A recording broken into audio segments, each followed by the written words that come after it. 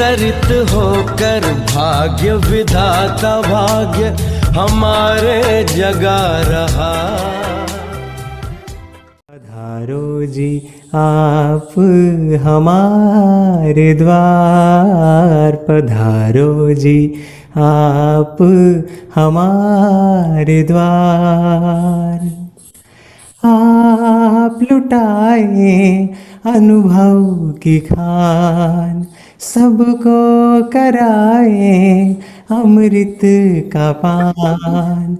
आप लुटाए अनुभव में हम करते हैं, शिव स्मृति में हम करते हैं आपका अभिवादन। पधारो जी आप हमारे द्वार, पधारो जी आप हमारे द्वार। तो आपका बहुत बहुत स्वागत है। Thank you very much. Baroda ईश्वरीय परिवार आज बहुत खुश है। आज हम आपको सुनने वाले जी एल्बम बनाया था। मैं समझता हूँ ये सन 2011-12 की बात है। ठीक है, 2011-12 में ये तैयार हुआ था। तो उस वक्त वो 4 डीवीडी का सेट था, फेस टू फेस वाला, और वो डीवीडी मैंने काफी बेची थी। उस वक्त मैं उस डिपार्टमेंट में सेवा देता था, तो मुझे वो बहुत पसंद आया था 4 डीवीडी का। वो जो फेस टू फेस, तो जो भी आते थे हमारे पास उनको मैं खास बोलता था ये बहुत अच्छा है, आप ले जाइए, सेवा के लिए बहुत काम का है। तो वो मैंने काफ़ी बेचा था।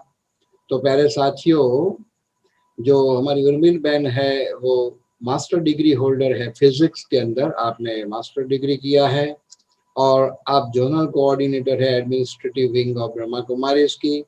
और सेवा आपने UK, Germany, France, Switzerland, Holland, Singapore, Malaysia, Sri Lanka, Bangladesh, Kenya, south Africa, middle east और नेपाल जैसे कई देशों में आपने भ्रमण किया है। साथ साथ आप बहुत अच्छे से भट्ठी भी कराती है और उसमें भी खास सीनियर टीचर्स के लिए भी आप भट्ठी कराते हैं। और जो सशक्त नींव एक प्रोग्राम था उसके भी आप इंस्ट्रूमेंट रहे हैं, बैकबोन रहे हैं। और वो जो सशक्त नींव जो कार्यक्रम है वो ब्रह्मा कुमारी और गुड़गांव पुलिस के बीच का वो बहुत सुंदर कोलैबोरेशन है। साथ साथ थॉट लैब एक प्रोग्राम चला तो नॉर्थ कैप यूनिवर्सिटी में, उसके भी आप इंस्ट्रूमेंट रहे हैं। तो आपके इंटरव्यूज रेडियो और टेलीविजन में भी आए हैं, आते रहते हैं। चैनल्स में भी इंटरव्यू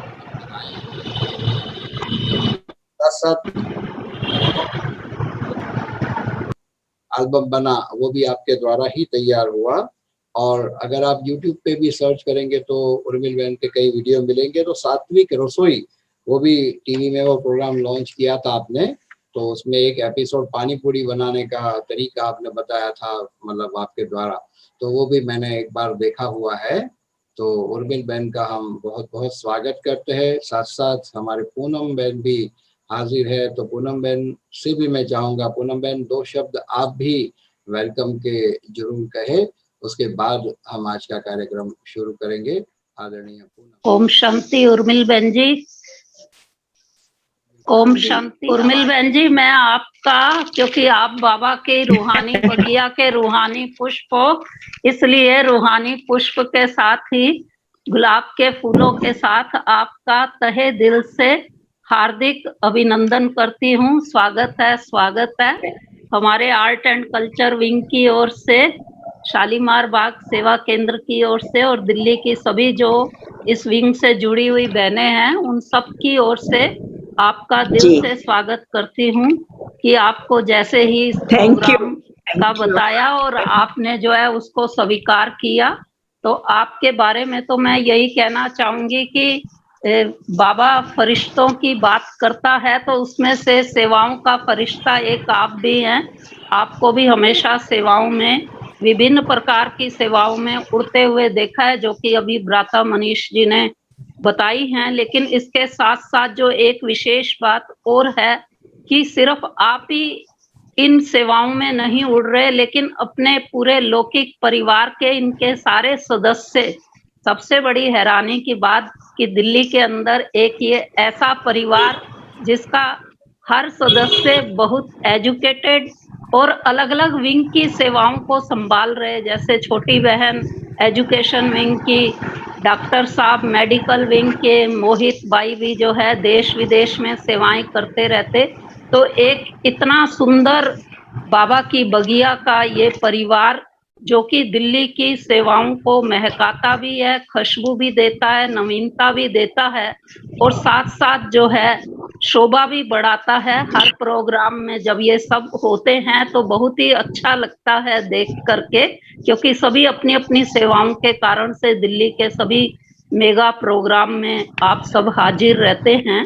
तो इसलिए आप स्वभाव से भी बहुत नम्रचित्त हैं, जितनी आप दिव्य बुद्धि रखते हैं, लेकिन साथ साथ जो है नम्रचित्त भी बहुत है। सबके साथ घुल मिल करके चलना, ईश्वरीय सेवाओं के नए नए प्लान बनाना, और हमारी दिल्ली में जो 25 वर्ष से ऊपर वाली टीचर्स बहने हैं उनकी जब स्व-उन्नति के प्रोग्राम चलते हैं तो उनके लिए विभिन्न जो है विषयों पर पॉइंट्स निकालना, ये आपकी बहुत बड़ी विशेषता है। तो ऐसा दिव्य बुद्धि का वरदान प्राप्त और उसको बाबा की विभिन्न सेवाओं में, नवीनताओं में, योजनाओं में रिसर्च करते हुए आप स्वयं भी आगे बढ़ती हैं और सबको भी आगे बढ़ाती रहती हैं। तो पुनः पुनः आपका स्वागत है, स्वागत है, स्वागत है। ओम शांति। बहुत बहुत धन्यवाद, शुक्रिया पूनम बहन जी, आपने तो बहुत सी बातें कह दी, इतना तो सब कुछ नहीं है और क्रेडिट बाबा को और दैवी परिवार को ही जाता है, क्योंकि उनकी जो ब्लेसिंग्स हमारे ऊपर सदा निरंतर बनी रही हैं, उसी का ये सब मैं समझती हूँ प्रताप है। और यदि बाबा ना होता, दैवी परिवार ना होता, तो शायद हमें अपने आप को शोकेस करने का भी मौका। और एक खुशी की बात ये है प्यारे साथियों कि आज तो एडमिनिस्ट्रेटिव विंग और कल्चर विंग इकट्ठी हुई है। पूनम बहन जी ठीक है ना? हाँ जी, हाँ जी ठीक है। कल्चरल विंग के भी बहुत सारे प्रोग्राम अपने उर्मिल बहन जी देती रहते हैं। जब भी दिल्ली के अंदर हम विंग का अभियान निकालते हैं तो पालम विहार भी जरूर पार्टिसिपेट करता है। और उर्मिल बहन जी के तो बहुत सारे गुण और विशेषताएं हैं, जो लिस्ट तो सामने आ रही है, लेकिन समय कम के कारण मैं जो है बता नहीं सकती। आप वो इनके अनुभवों से ही समझ जाएंगे। तो भले उर्मिल बहन जी आप शुरू करें। जी जी जी। पहले तो आप सभी का बहुत बहुत शुक्रिया जो आपने मौका दिया अपने जीवन के जो एक्सपीरियंसेस हैं उन सबको सामने रखने का। वैसे तो हर आत्मा ही विशेष है, लेकिन फिर भी बाबा ने एक एक रतन को चुना है, तो उसके अंदर कोई ना कोई खास बात जरूर है। मैं थोड़ा सा अपनी बैकग्राउंड से शुरू करूंगी। जैसा कि पूनम बहन जी ने भी कहा कि हमारी एक बहुत एजुकेटेड फैमिली रही और सारे ही सदस्य बहुत टॉप पोजीशंस पर रहे। रादर में यहाँ तक कह सकती हूँ कि हम लोगों की फैमिली से, मधुबन हमारी फैमिली से, तो मैंने सिर्फ ये बात इसलिए जिक्र की क्योंकि जब हम छोटे थे और इस ज्ञान में चले थे तो मैं जस्ट 10th क्लास में पढ़ती थी। 1972 की ये बात है। और लौकिक मदर ज्ञान में जाया करती थी, उनको अच्छा लगता था। जैसे लेडीज बता रही थी कि इस तरह से एक अच्छे परिवार से होने की वजह से मैं थोड़ा सा इस बात पर बहुत अटेंशन रखती थी कि परिवार में किस प्रकार की भी डिसर्विस ना हो जाए। तो उसके लिए मैं मेहनत बहुत करती थी, रात रात उठ करके योग तपस्या किया करती थी। क्योंकि जैसे ही लौकिक माँ ने ज्ञान में जाना शुरू किया और उन्होंने हमें कहा कि तुम चलो, इस तरह से जब लौकिक माँ ने जाना शुरू किया और हमें उन्होंने कहा कि आप आइए आश्रम एक बार चलो, क्योंकि मेरे उन दिनों हायर सेकेंडरी बोर्ड के पेपर्स थे। तो वैसे तो मैं भगवान को मानती थी, लेकिन फिर मैं जब वहाँ पर गई तो उस समय पर माँ ने जब मुझे ये कहा तो मेरे को एकदम अंदर में डर लगा कि अगर मैं भगवान के पास नहीं जाऊंगी और वो कहीं मुझे फेल ना कर दे। तो इस थॉट को लेकर के मैं चली गई और मन में अलग अलग विचार थे, क्योंकि मैं कुछ नास्तिक भी थी और कुछ आस्तिक भी थी। नास्तिक मैं इसलिए कह सकती हूँ क्योंकि मेरे को किसी भी चीज़ को ब्लाइंडली एक्सेप्ट करना थोड़ा अच्छा नहीं लगता था, और आस्तिक इसलिए थी कि भगवान से मुझे थोड़ा अंदर से प्यार उमड़ता था, पता नहीं क्यों। तो जब मैं वहाँ पर गई तो अजीब से थॉट्स लेकर के मैं गई थी, जिसमें मेरे मन में विचार आते थे, पता नहीं बहनें कुछ खा रही होंगी तो मुझसे पूछेंगी कि नहीं मेरा पेपर है, अपनी बातें कहना शुरू कर देंगी। तो मैंने देखा जब मैं वहाँ पर गई तो बहनों ने कोई भी इस तरह की बात मेरे से नहीं की, और उन्होंने मुझे कहा कि आपका कल पेपर है, जिसको भी आप भगवान मानती हैं आप भगवान मान करके अपने पेपर को करिएगा। तो उन्होंने मुझे अच्छी सी बात कही, एक छोटा सा गिफ्ट भी दिया, जैसे बच्चों को कोई छोटा सा गिफ्ट मिलता है ना तो खुश हो जाते हैं। और फिर उन्होंने एक क्यूरियोसिटी मेरे माइंड में छोड़ दी कि जब आप नेक्स्ट टाइम आएंगे तो फिर जो है ना हम आपको ये दिखाएंगे कि हम लोग यहाँ पर क्या करते हैं, और आप आएंगे तो हम आपको मेडिटेशन सिखाएंगे। तो उन दिनों मेरी जब पेपर्स के दिन थे तो पेपर्स के दिनों के अंदर ही मैंने एक स्वप्न देखा था, जिसमें मैंने देखा कि कृष्ण की जो पाँव है वो नरक की तरफ है और उनके हाथ में जो है वो स्वर्ग है। तो जब मैं सुबह में उठी तो वो मैं स्वप्न भूल गई है क्या स्वप्न था। और बीच में क्योंकि मार्च में हायर सेकेंडरी बोर्ड के पेपर्स हुआ करते थे, तो उन दिनों फिर मार्च में छुट्टियां आई होली के फंक्शन की, तो उस समय 2-3 ब्रेक्स थे। तो मैंने सोचा क्योंकि मैं साइंस स्टूडेंट थी और उसमें जो अगला मेरा पेपर था वो फिजिक्स का था और मेरा फिजिक्स सब्जेक्ट बहुत अच्छा था, तो मैंने सोचा कि चलो मैं चली जाती हूँ और मैं जा कर के देखती हूँ कि सेंटर पे क्या होता है। तो जब मैं वहाँ गई तो मैंने वही श्री कृष्ण का चित्र देखा, और देख करके मुझे याद आया कि ये तो मैंने स्वप्न में देखा था। तब बहनों ने मुझे बताया कि देखो ये आपने एक बहुत अच्छी चीज़ देखी है, भगवान ऐसी दुनिया की स्थापना कर रहे हैं, और आप जब पेपर्स ख़त्म होने के बाद में आएंगी तो हम इसके सारे राज आपको बताएंगे। तो जब हम गए तो पेपर्स के बाद में, क्योंकि उन दिनों कोई कैरियर नहीं होता था, तो बहनों ने मुझे उसका रहस्य समझाया कि किस तरह से परमात्मा पिता आकर के ऐसी दुनिया की स्थापना कर रहे हैं। तो मन में एक बहुत खुशी भी हुई, लेकिन कोई लॉजिक नहीं मिलता था और लॉजिक जानने की इच्छा थी, तो इसलिए फिर काफ़ी सोच भी चलती थी। और फिर उन्होंने कहा कि यहाँ का इसलिए लक्ष्य ही है कि हम नर से श्री नारायण और नारी से श्री लक्ष्मी के समान कैसे बने। तो मुझे अपनी बचपन की बात याद आ गई, क्योंकि मैं दिवाली वाले दिन पैदा हुई थी, तो मेरी माँ ने जो मेरा नाम रखा था वो लक्ष्मी ही रखा था, और लक्ष्मी रखने के बाद उनको ये लगा कि नहीं ये लक्ष्मी नाम थोड़ा अच्छा नहीं है, तो उन्होंने बदल करके मेरा नाम गीता रख दिया था। और फिर उस समय ये लगा कि उनको ये लगा कि अगर इसने कोई घर का काम नहीं किया तो गीता को गाली लगेगी, तो उन्होंने फिर नाम बदल करके मेरा उर्मिल रख दिया था।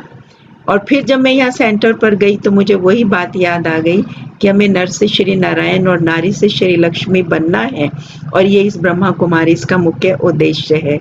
खैर मैंने अपना स्टूडेंट लाइफ क्लियर की अप टू 11th, और उसके बाद मैंने पेपर्स के बाद मेरे काफ़ी अच्छे मार्क्स आए थे, तो मैं टॉपर थी फिजिक्स की, खास किरोड़ीमल कॉलेज जो कोएड कॉलेज था दिल्ली यूनिवर्सिटी में, उसको मैंने ज्वाइन किया था।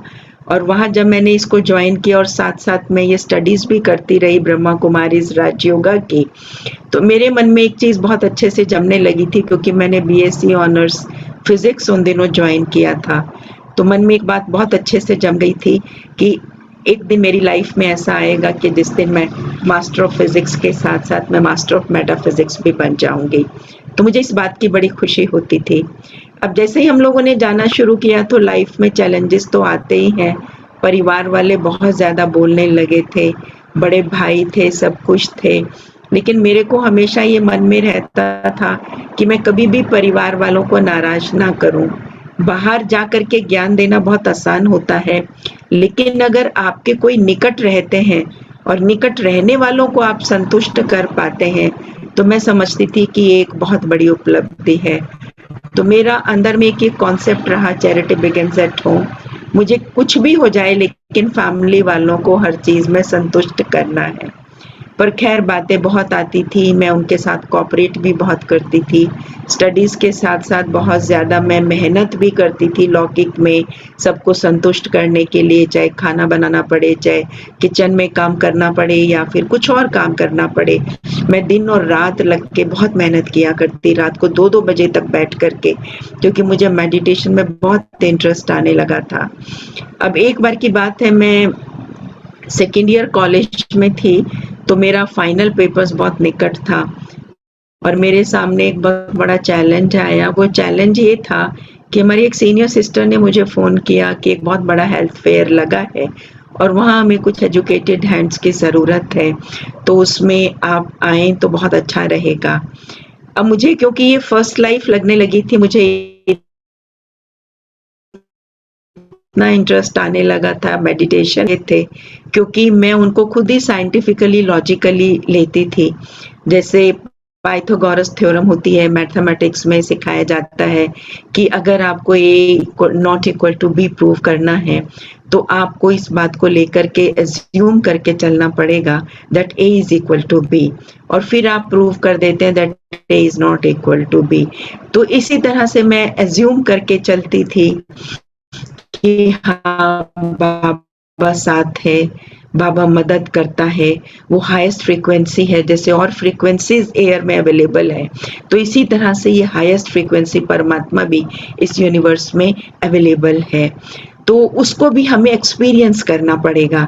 जैसे हम लोग टीवी और रेडियो चैनल्स को अगर हम एक्सपीरियंस करना चाहते हैं, उसका बटन दबाते हैं, तो जो हम चैनल दबाते हैं तो हमें उसी का वीडियो सामने आ जाता है।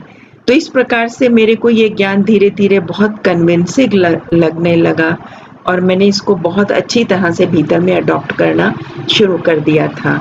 तो उसके बाद फिर क्या हुआ कि जब दीदी ने मुझे कहा कि आपको आना है, तो मैंने अंदर में ठान लिया, क्योंकि मेरे को ये फर्स्ट लाइफ लगने लगी थी कि मैं इसमें जाऊंगी। अब क्या था, फिजिक्स के जो एक्सपेरिमेंट्स हुआ करते थे वो बहुत बड़े हुआ करते थे।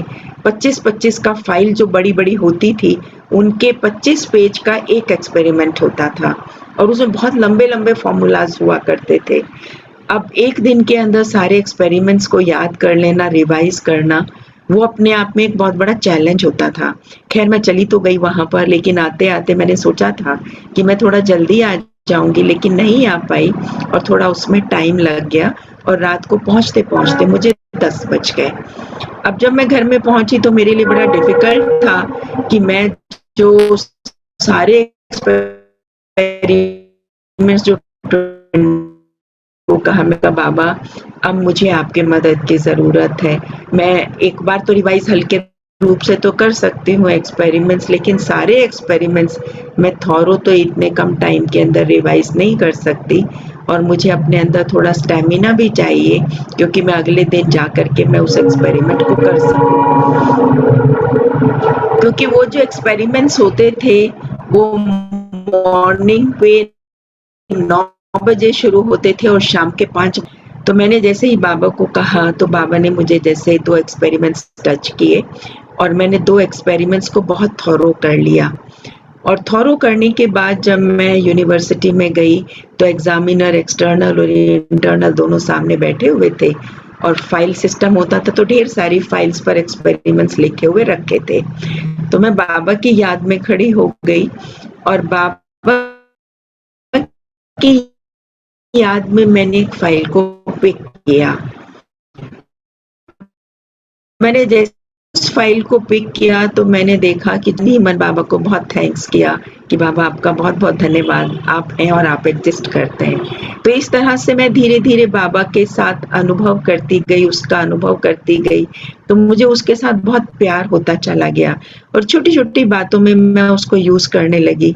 जैसे मानो मैं यूनिवर्सिटी से आती थी, बहुत थकी होती थी, सुबह निकलते थे 6-6 बजे और रात शाम को पहुंचते थे 8-8 बजे, क्योंकि दिल्ली यूनिवर्सिटी हमारे घर से समझिए 2 घंटे का तो रास्ता ही था और फिर उन दिनों ट्रांसपोर्ट फैसिलिटी भी इतनी अच्छी नहीं होती थी, तो बहुत दिक्कत आती थी। तो एक तो पढ़ाई से थक जाते थे, दूसरा एक्सर्शन जो होता था तो एक बहुत बड़ा लोड हो जाता था। लेकिन मेरे को इतनी लगन थी कि मैं दोनों टाइम सेंटर जाती थी, सुबह भी जाती थी और शाम को भी जाती थी। तो आप सोच सकते हैं कि घर में भी कितना ज़्यादा मैं स्ट्रेस लेती रही होंगी। स्ट्रेस तो नहीं कहेंगे, प्रेशर ऑफ वर्क लेती रही। फिर फैमिली को भी सेटिस्फाई करना होता था, तो उनके साथ भी चलने के लिए बहुत ध्यान रखती थी। तो इस प्रकार से चलते चलते मैंने देखा कि परिवार के अंदर काफ़ी रिजेंटमेंट होने लगी और वो मुझे कहने लगे कि आप जहाँ जाते हो ना तो आप वहाँ नहीं जाओगे। तो उसमें मुझे लगा कि परिवार वालों की जब तक मैं सेवा नहीं कर पाती हूँ और मैं सेवा करके उनको संतुष्ट नहीं कर पाती हूँ तो it means I am not a successful BK. मैं अपने साथ इस बात को लगाती थी।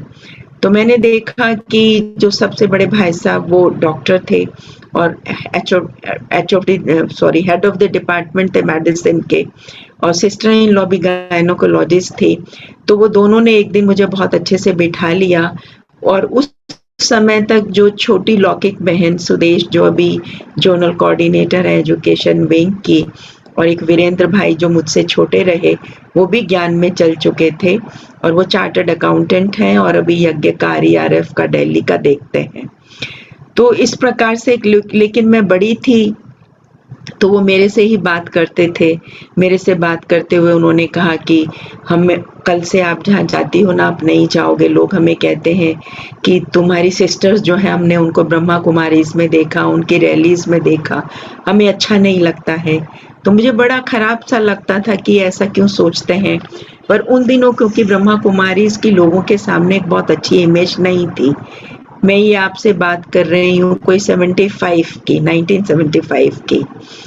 तो मेरे को लगा कि अब क्या किया जाए। तो मेरी जो सिस्टर इन लॉ थी डॉक्टर मंजू गुप्ता, वो मुझे एक तरफ ले गई और मुझे कहने लगी कि उर्मिल तुम जहाँ जाती हो हमें अच्छा नहीं लगता, हमें लोग बोलते हैं आपको घर में क्या तकलीफ है।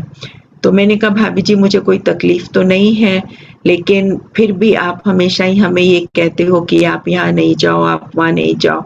लेकिन आप एक बार, आप पढ़े लिखे हैं, आप समझदार हैं, मैं भी आपसे एक छोटा होने के नाते से एक रिक्वेस्ट करती हूँ कि जहाँ पर हम जाते हैं एक बार आप वहाँ जाके तो देखो। अगर आपको अच्छा लगे तो हमें बताना, और नहीं अच्छा लगे तो जिस दिन आप कहेंगे कि हमें अच्छा नहीं लगता है तो उस दिन से हम वहाँ पर जाना छोड़ देंगे। तो इस प्रकार से धीरे धीरे, खैर इसमें टाइम तो बहुत ज़्यादा लगा। आदरणीय गुलजार दादी जी को हमारी पूरी स्टोरी मालूम थी कि इन कन्याओं को बहुत बंधन है और परिवार वाले इनको चलने नहीं देते हैं। हम छुप छुप के सेंटर्स पर जाया करते थे, पीछे का बहनें रास्ता खोला करती थी हमारे लिए गेट, तब हम घुसा करते थे और कोई ना कोई जाकर फिर भी घर में जिक्र कर देता था क्योंकि बहुत माना हुआ परिवार था। पूरे गांव में हम लोग चर्चा के विषय होते थे। तो इस प्रकार से खैर टाइम गुजरता चला गया, लेकिन हमारे अंदर में बहुत ज़्यादा स्ट्रॉन्ग ये था कि हम तो अब बाबा के ही हैं और बाबा के ही बन करके चलेंगे। तो हमने देखा कि हम बाबा की निश्चय होकर के चलते रहे।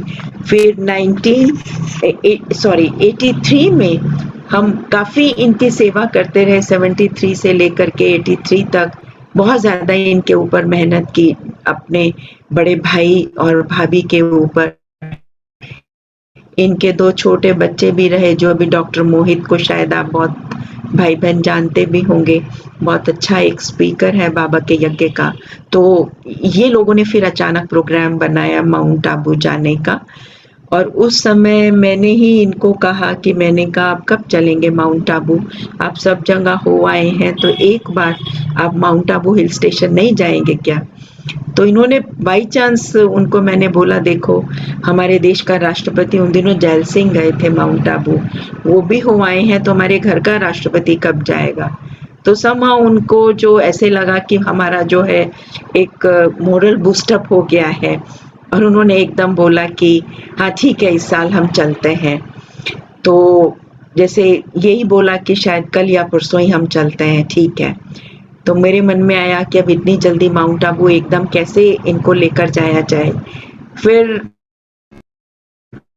गुलजार दादी जी से हमने बात किया कि दादी जी इस तरह से वो कहते हैं और आबू जाने की बोल रहे हैं, तो दादी जी ने हमारे लिए उसी समय टेलीग्राम किया मधुबन में, और मधुबन में जाकर के जो इनको परवरिश मिली, और मुझे ये बताते हुए बड़ा फ़ख्र होता है कि यज्ञ में एक अच्छे परिवार का कपल और एक इतना एजुकेटेड कपल कि जिसमें हस्बैंड वाइफ दोनों ही अच्छे एजुकेटेड हों, ये में एक फर्स्ट ही कपल था।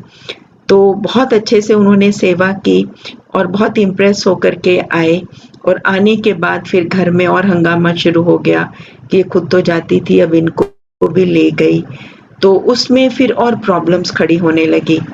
खैर फिर इनको लौकिक मदर ने कहा कि कोई बात नहीं, सा 1 वीक कोर्स जो आश्रम पर होता है। उन दिनों कमला नगर का सेंटर जो था वो शक्ति नगर शिफ्ट हो गया था, और ये लोग शक्ति नगर में ही रहा करते थे। तो उस समय फिर शक्ति नगर में इन्होंने सोचा कि चलो हम लोग जाते हैं। अब जैसे इन्होंने कोर्स किया तो इनको ज्ञान की एक एक बात के बाद इन्होंने पीछे मुड़ के नहीं देखा, एकदम बाबा के ऊपर निश्चय हो गया। इन्होंने चलने लगे। आप मम्मी पापा आप क्या पढ़ते हैं रोज सुबह? तो उन्होंने कहा कि हम मुरली पढ़ते हैं। कहते मुरली क्या होती है? गॉडली वर्शंस होते हैं, उससे क्या होता है? उससे हम स्वर्ग में जा सकते हैं। तो कहते हैं आप दोनों ही स्वर्ग में जाएंगे, क्या हमें नहीं लेके जाना चाहते? हम बच्चे भी तो स्वर्ग में जाना चाहते हैं। फिर ये मोहित मोनिका दोनों ने भी मुरली को सुनना शुरू किया और रेगुलर स्टडी करना शुरू किया। और जगदीश भाई ने हमारे परिवार को बहुत ज़्यादा प्यार दिया और बहुत ध्यान भी रखा, क्योंकि जिन दिनों मैं कॉलेज में पढ़ा करती थी तो मैं जगदीश भाई की राइटिंग वर्क में बहुत मदद किया करती थी, क्योंकि उन दिनों सारा काम हाथ से ही हुआ करता था और उनके पास कोई इतनी मैन पावर भी नहीं होती थी।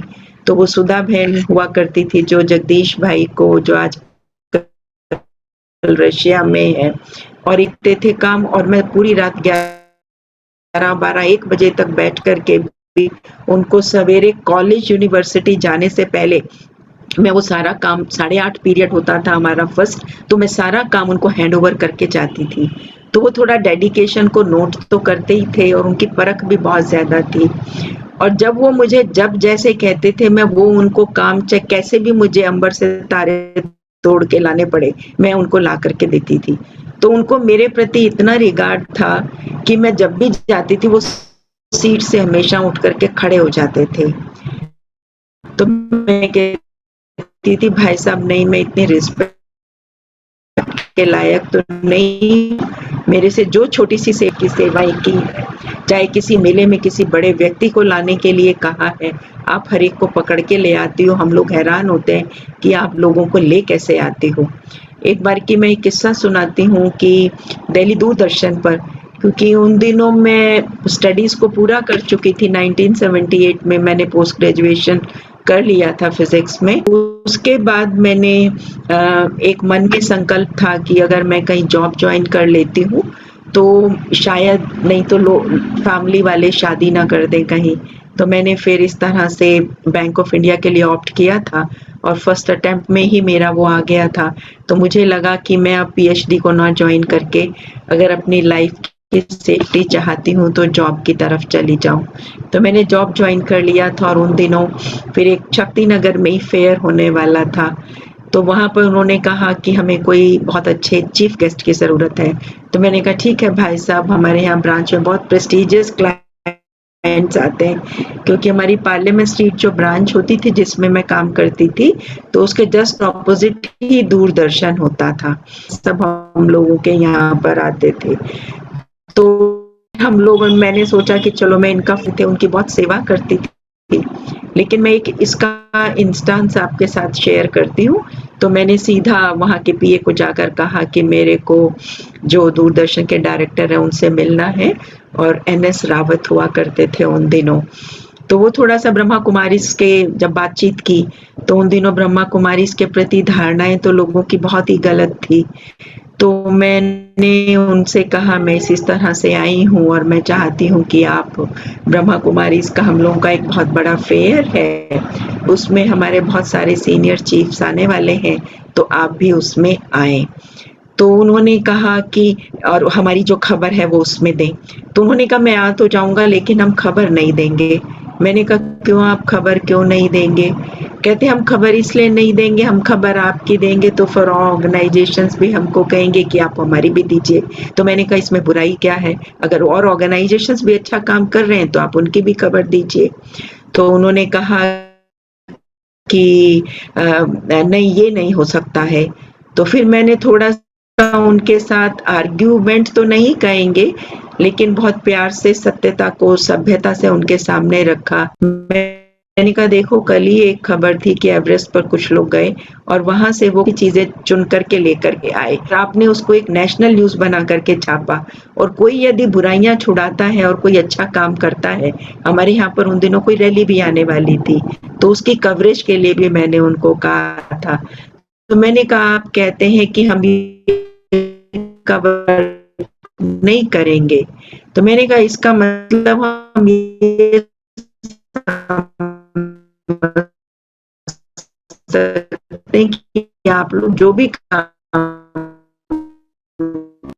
कर, वो मेरे मुंह से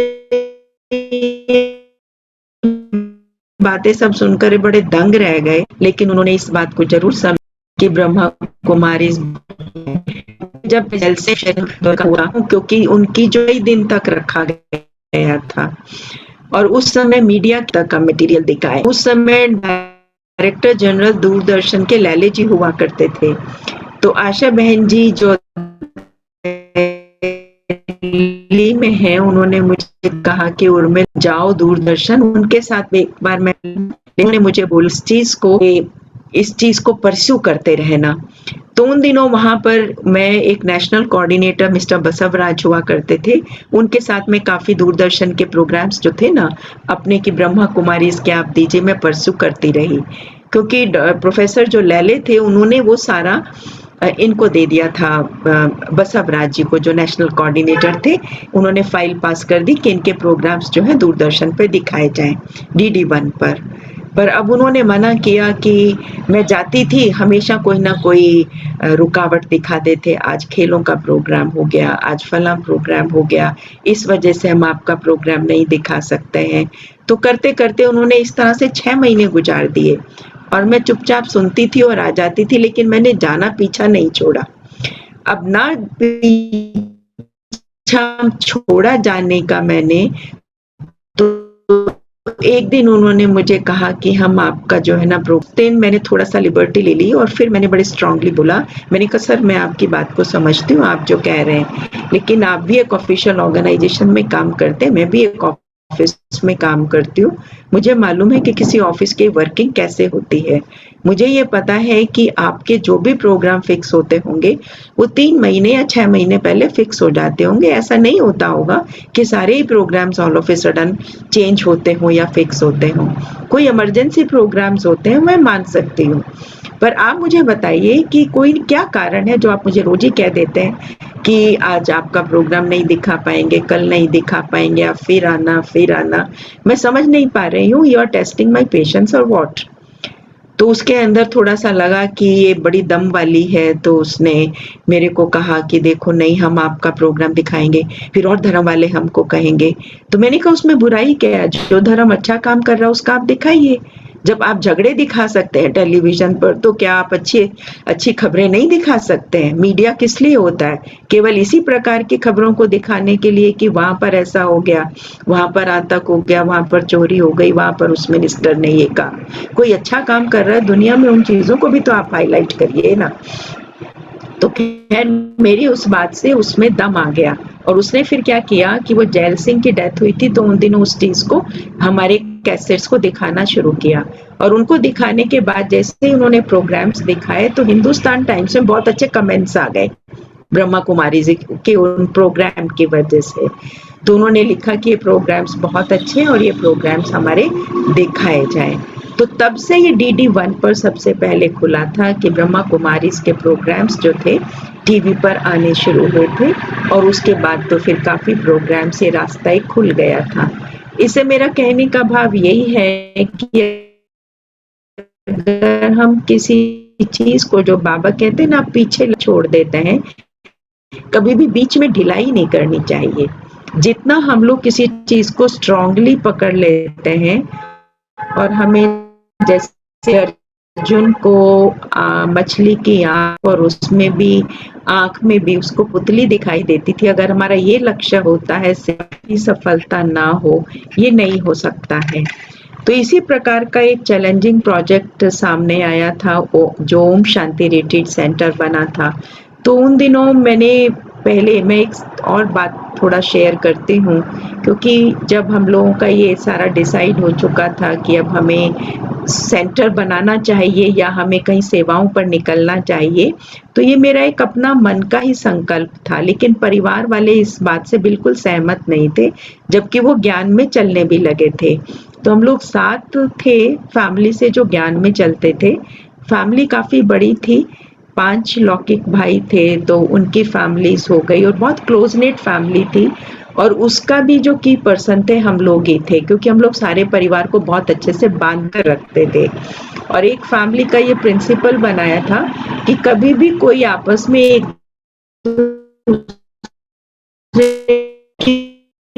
बात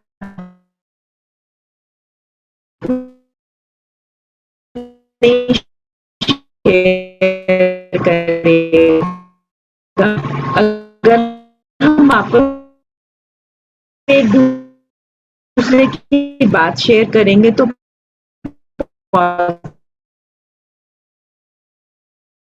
नैरेटिव बिगिंस एट होम, तो उस पर हम काफी हद तक सफलता प्राप्त कर चुके थे। पर उनका मन ये नहीं होता था कि हम लोग सेंटर पर रहने लग जाएं, तो उनको वो लाइफ पसंद नहीं थी।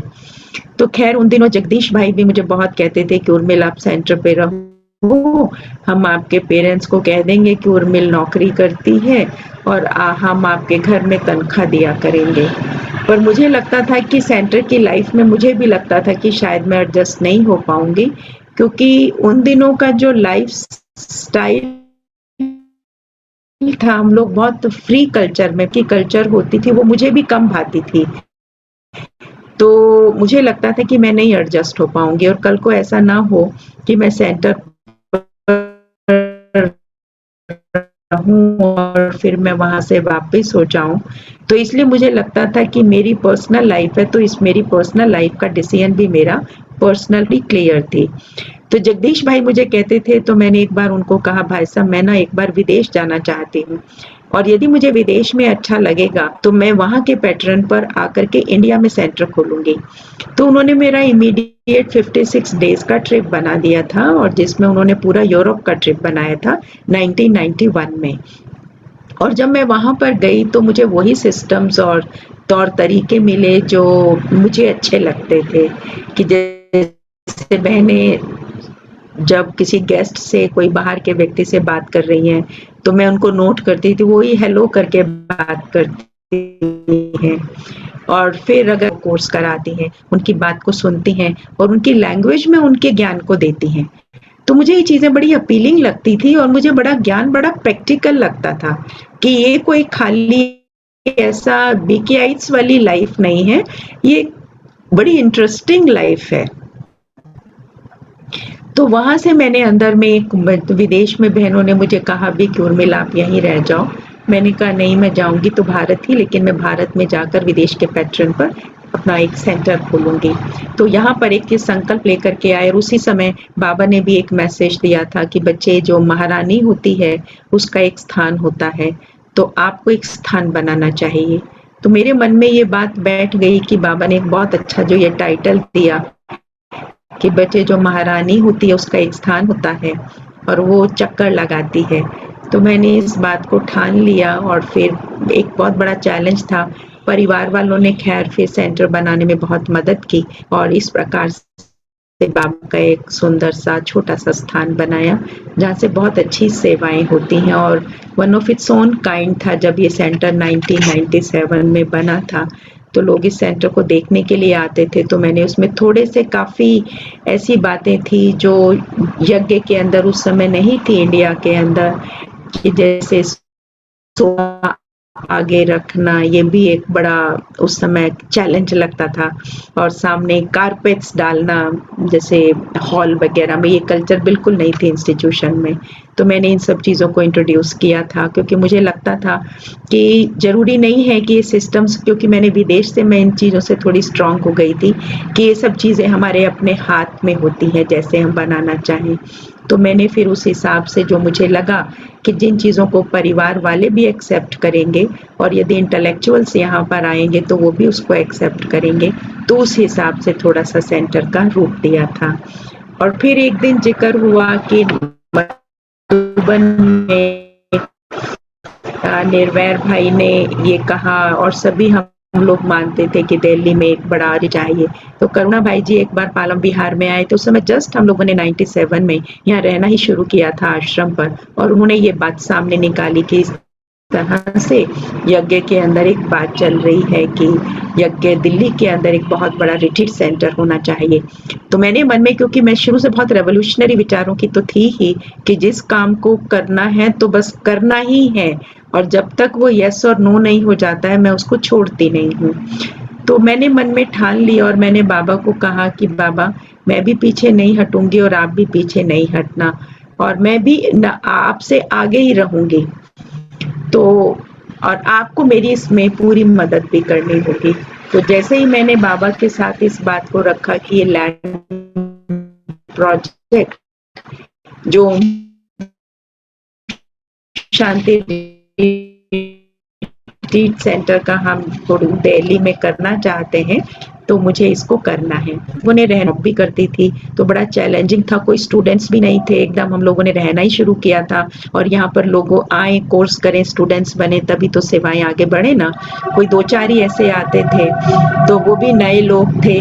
फिर उनके साथ मिल करके मैंने जो है, मैं गाड़ी चलाती थी उन दिनों, तो मैंने क्या किया, फिर एक भाई जो थे, मदर के बेटे थे, वो ज्ञान में तो नहीं थे, उनको लेकर के मैं ड्राइव करके गाड़ी में और जमीनों को देखने जाती थी।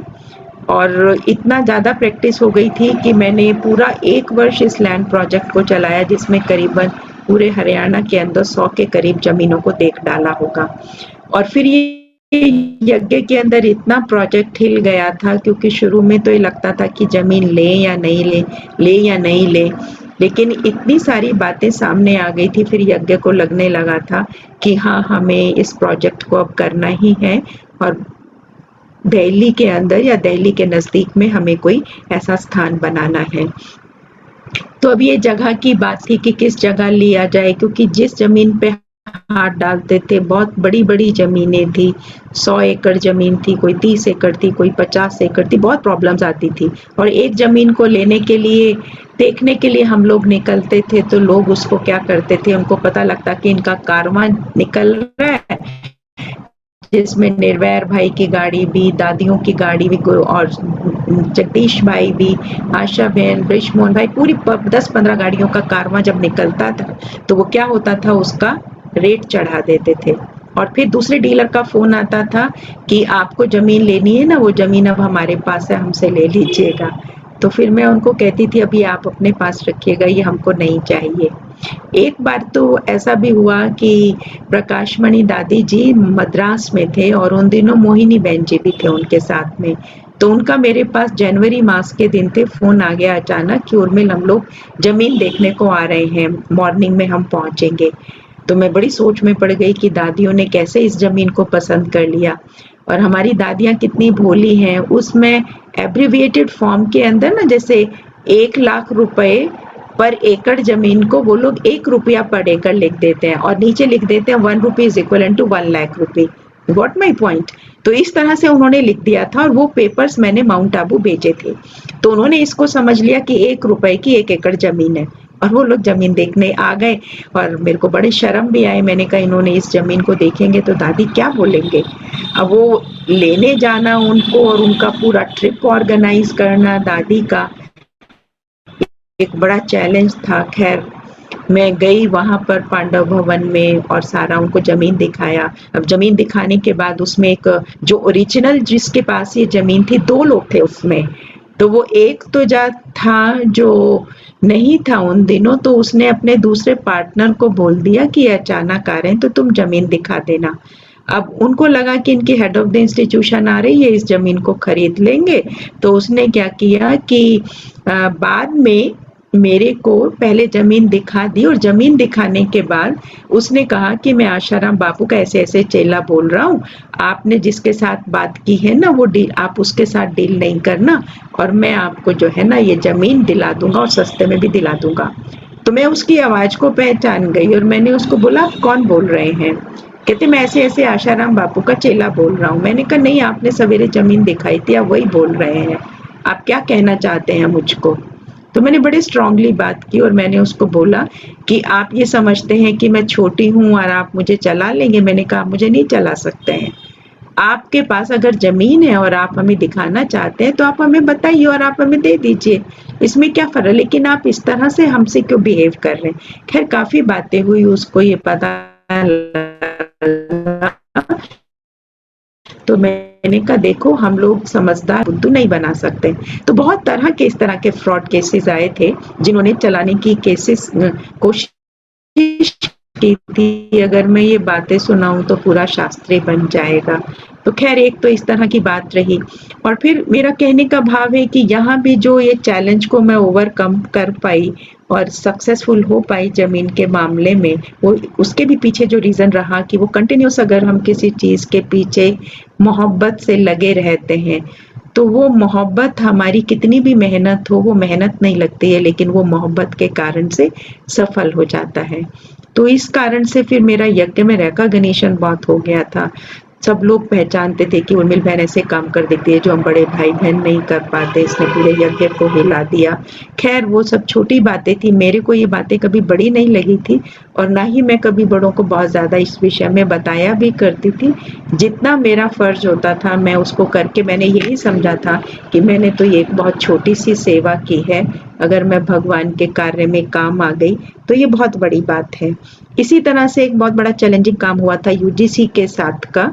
जगदीश भाई ने मुझे कहा था, क्योंकि हमारे जो हेड ऑफ द डिपार्टमेंट हुआ करते थे जिन दिनों मैं एमएससी में थी, तो वो प्रोफेसर एलएस कोठारी हुआ करते थे और उनके जो फादर होते थे ना वो डीएस कोठारी होते थे।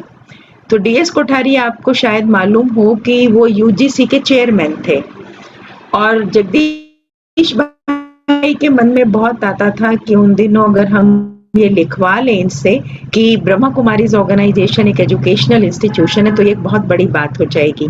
तो जो ये प्रोफेसर कोठारी थे मुझे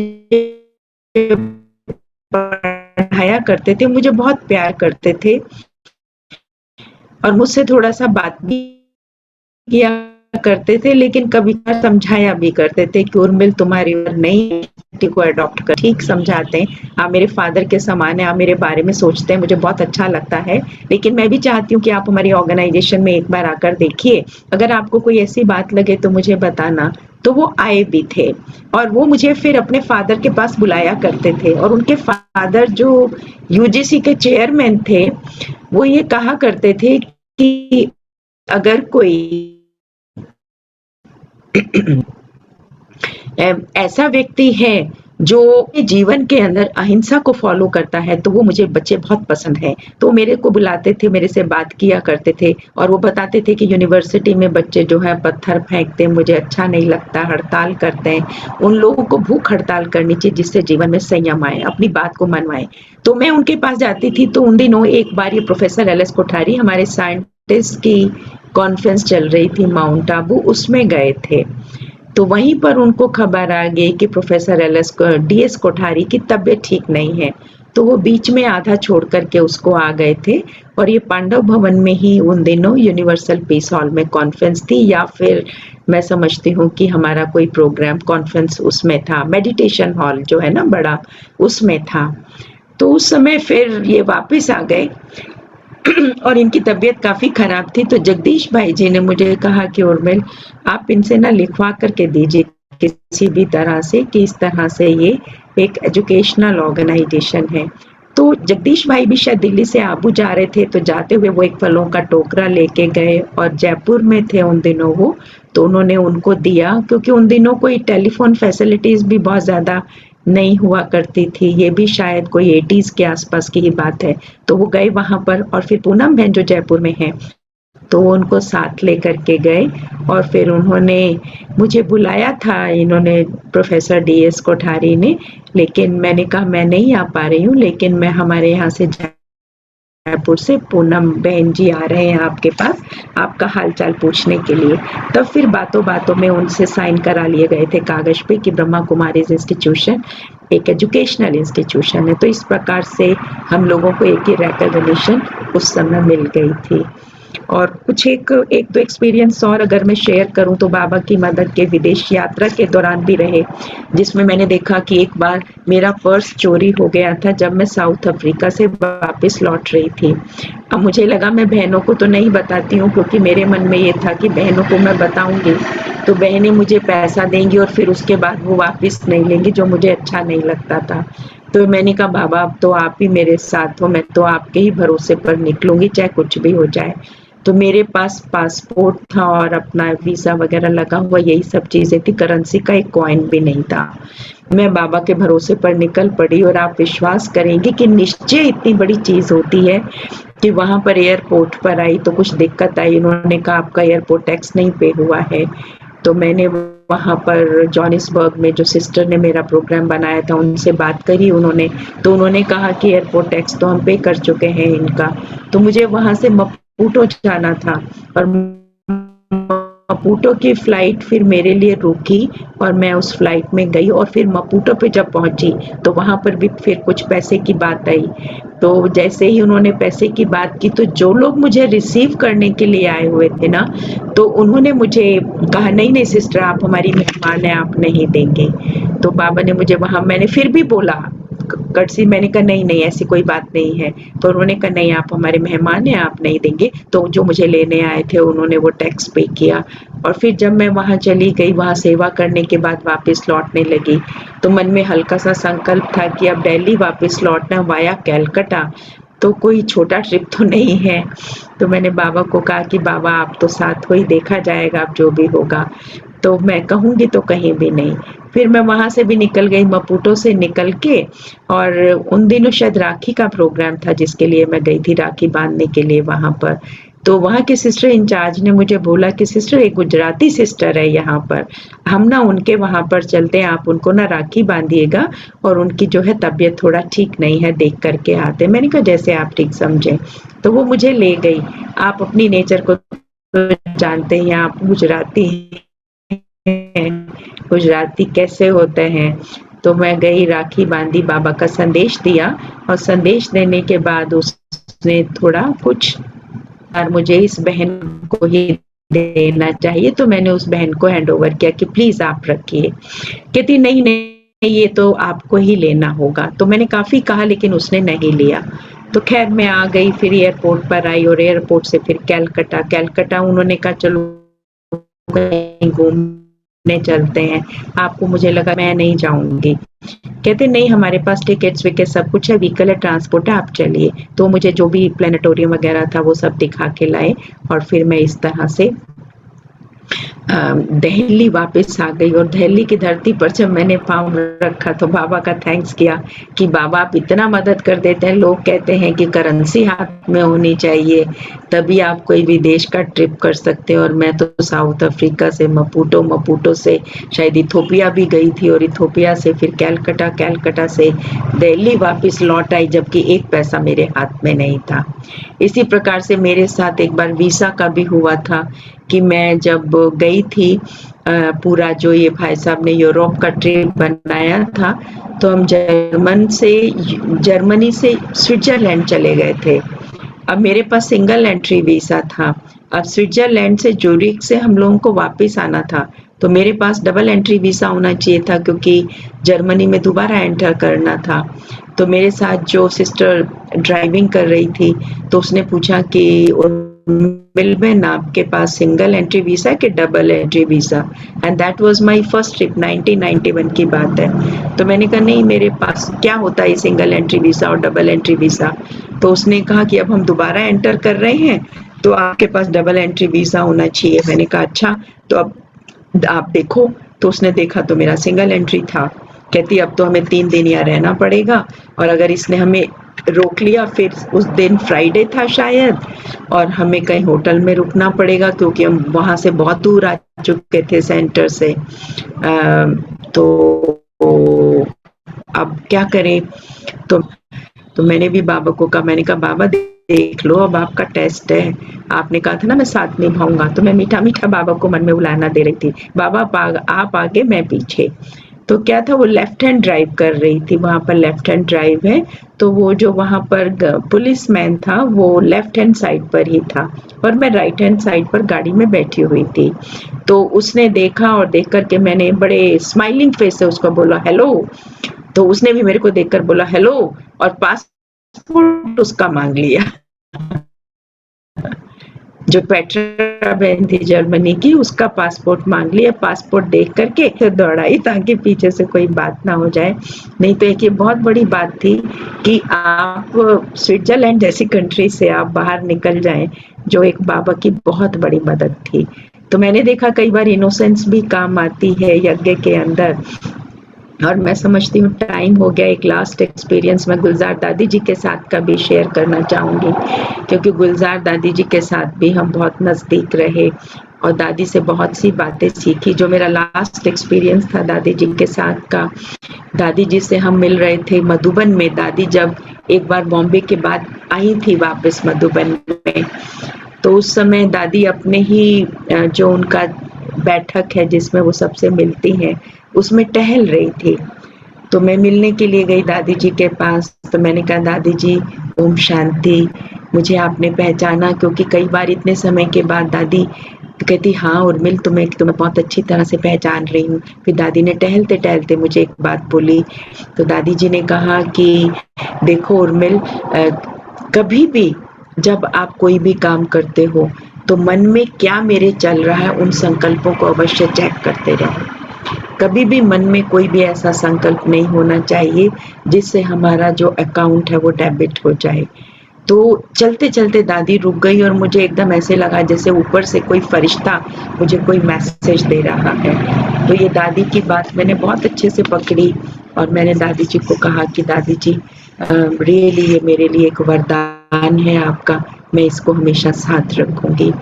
और दादी की जो बुद्धि थी वो बड़ी तीक्ष्ण थी। मैंने देखा कि हमारे लौकिक परिवार में दादी जी बहुत आया करते थे, क्योंकि डॉक्टर एमडी गुप्ता, डॉक्टर मोहित, डॉक्टर मंजू गुप्ता के हाथ का भोजन उनको बहुत अच्छा लगता था। और डॉक्टर मोहित और डॉक्टर एमडी गुप्ता तो उनके ट्रीटमेंट सारा वो दिल्ली में उन्हीं के थ्रू होता था सारा ट्रीटमेंट। तो बहुत घर में आकर के काफी समय बैठा करते थे, स्पेंड किया करते थे। तो बहुत अच्छा वाइब्रेशन उनसे, बहुत उनकी क्लोजनेस का अनुभव होता था। उनमें इनोसेंस की फीलिंग आती थी, एक कंसंट्रेशन की, न्यारेपन की। ये फीलिंग्स मैंने देखा कि उनके द्वारा हमको बहुत ज़्यादा आया करती थी। तो इस प्रकार से बहुत सी बातें रही जो दादी के साथ हमारे बहुत ही इंटरेस्टिंग एक्सपीरियंसेस रहे और बहुत अच्छे से दादी ने हमें आगे बढ़ाया। और आज उन सब की बदौलत ही हम लोग यज्ञ में अपने आप को, मैंने देखा कि बातें तो बहुत आती हैं, हर मोमेंट पर चैलेंज होता है, लेकिन बहुत चैलेंजिंग काम किए। जैसे एक बार जैसे अभी बता रही थी अपनी पूनम बहन, एक बार ऐसे ही मन में आया तो एक मैराथन कर डाली, जो मैराथन पूरे दिल्ली लेवल पे ऑर्गेनाइज करा दी। तो सब लोग देखकर बड़े दंग रह गए कि तो स्पोर्ट्स विंग का काम होता है कि आपने कैसे कर डाला। इसी तरह से जेंडर इक्वालिटी का प्रोजेक्ट था, तो उसके अंदर भी बहुत सारे हम लोगों ने रोल प्लेज और बहुत इस तरह के यूनिवर्सिटी के, कॉलेज के स्टूडेंट्स को लेकर, दिल्ली के स्टूडेंट्स को लेकर के काम करना थोड़ा मुश्किल होता और जगह पे लोग आसानी से मान जाते हैं, लेकिन उनके लिए बड़ा चैलेंजिंग होता है। तो वहाँ पे बहुत से उनके ऊपर उनके वो रख दिए काफ़ी सारे प्रोग्राम्स और स्किट्स और ये वो सब चीज़ें। तो लोग देखने के लिए आए, उनको बड़ी हैरानी हुई।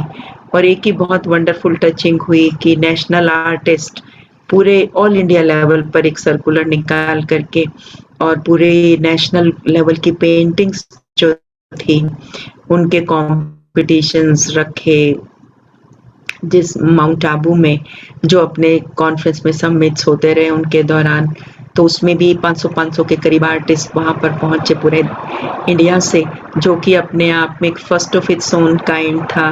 जिसमें जानकी दादी जी को बहुत अच्छा लगता था, आर्टिस्ट के बीच में आके बैठ जाती थी और दादी के पोर्ट्रेट्स वो बनाते थे, दादी जी उनसे बात करती थी, तो बहुत अच्छा वो समय था और दादी जी उनको बहुत ब्लेसिंग्स देते थे। अभी भी मैंने फिर कुछ आर्टिस्ट लोगों का कहा कि अभी दादी जी का दिन आ रहा है 27 तारीख और गुलजार दादी जी ने भी ऐसे शरीर छोड़ा, आप कुछ पोर्ट्रेट्स उनके बनाएंगे, उनकी श्रद्धांजलि के उसमें तो बहुत अच्छा लगेगा, तो वो उनके पोर्ट्रेट्स भी बना रहे हैं।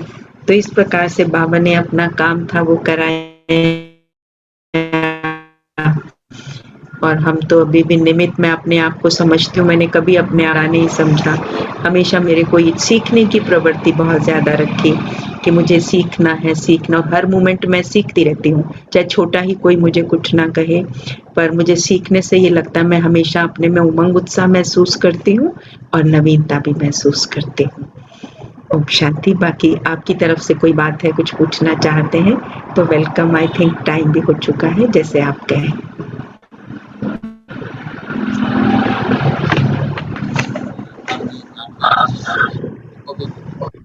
और भक्ता की शक्ति क्या होती है, ये आपके अनुभव से सुनने और सीखने को मिला कि कुछ भी हो जाए दृढ़ता हिलनी नहीं चाहिए और हिम्मत है तभी तो बाबा की मदद हम बच्चों को मिलती है और उसी हिम्मत के आधार से आपने हर कार्य में विजय पाया है और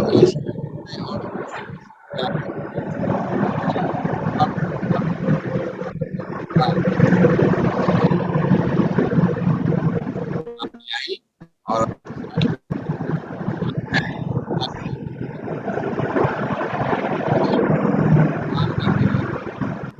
सुभाष भाई जी, ओम शांति।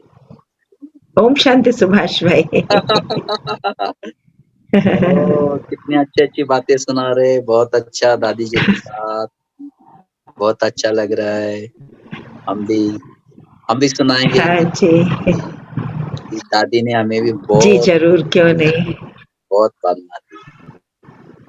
जी निमेश भाई, हाँ जी, जी दादी ने सभी की पालना की है, पूरे यज्ञ की पालना की है। यज्ञ आजकल है ही दादी जी की वजह से इतना बड़ा। आज संदेश में आज भोग लगाने गए थे नीचे, तो बाबा ने ये बोला कि बच्ची ने जी सबको आगे बढ़ाया, सबको साथ लिया। अभी बच्ची को बाबा साथ लेके जी सारी दुनिया घुमाएगा और बाबा सेवा कराएगा बच्ची को साथ लेके। आज शिवानी बहन ने संदेश भेजा ना, क्या दिया बाबा ने, हाँ जी, हाँ जी, तो हाँ जी, बाबा हाँ जी, बच्ची को घुमाएगा, पूरा जी दुनिया घुमाएगा और बाबा के साथ साथ सेवा भी कराएगा, ऐसे बाबा ने कहा। जी। हम बहन दो शब्द आप भी कहे। हम लोगों ने इधर भोग लगाया था। कल हमारे साथ शिवानी बहन थी।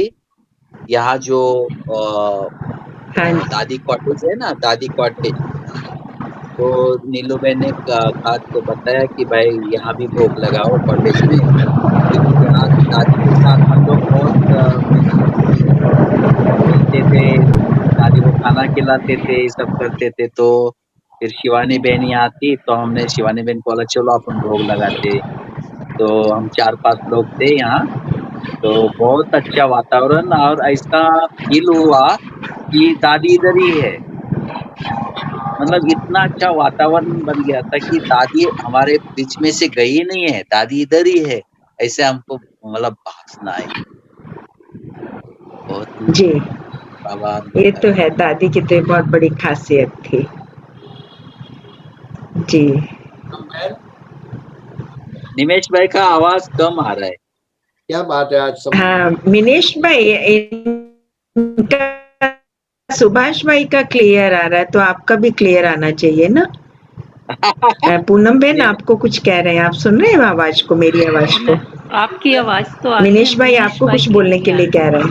हाँ, अच्छा। ओम शांति, ओम शांति। अरे ओम वाह। शांति मिनेश सुभाष भाई। भाई भी, मिनेश भाई आपने सुना बहुत अच्छा। अपनी उर्मिल बहन ने थोड़े से समय में सागर के समान इनके अनुभव, लेकिन गागर में भर के, और इतने ऐसे इंटेलेक्चुअल लेवल की सेवाओं के जो इन्होंने दिल्ली के अंदर साहसिक कार्य किए, हमें भी अभी तक पता नहीं था, आज सुन करके ही पता चला कि इन्होंने बहुत ऊंची सेवाएं दिल्ली के अंदर की हैं।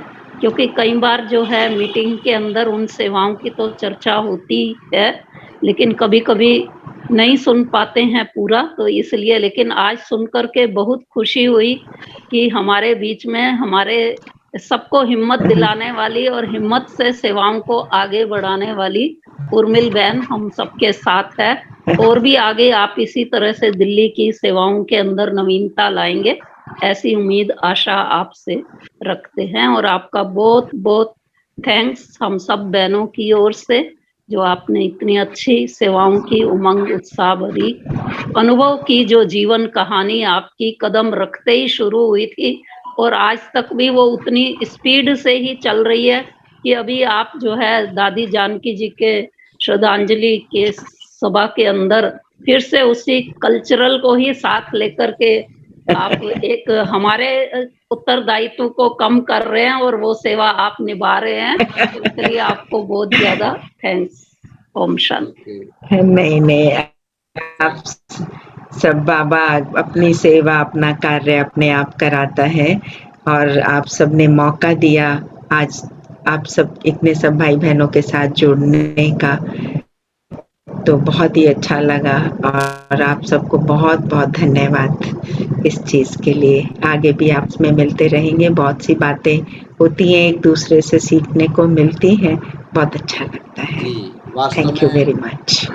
वास्तव में उर्मिल बहन 1 घंटा तो कम भी पड़ गया है, क्योंकि आपके अनुभव का विस्तार ज्यादा है और समय कम मिला, फिर भी जैसे पूनम बहन ने कहा सागर को घाघर में आपने समाया और बहुत बखूबी आपने बहुत सारी बातों को इतने छोटे से समय की अवधि में पूरा भी किया, तो इसकी भी आपको बहुत बहुत मुबारक है।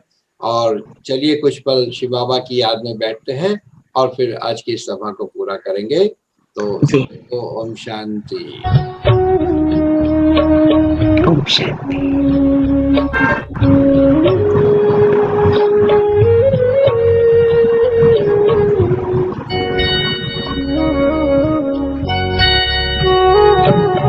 तुम्हारी मोहब्बत की रोशनी